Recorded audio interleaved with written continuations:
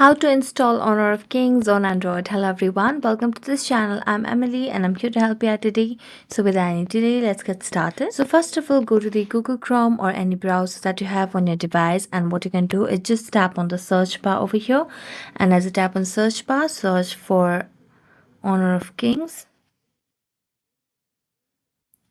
Honor of Kings over here. And as you do that, you can see the official website of the game over here. Now if you want to download it, what you can simply do is search for Honor of Kings download as well over here. And as you do that, you'll be able to see different download options over here. You can download it via Google Play Store as well. If not possible for you, then you can just go for any other options over here. And then here you'll be able to see the option of free download. So tap on free download and you'll be able to download the APK version, which you'll have to install it on a device. So thanks so much for watching this video. See you next time.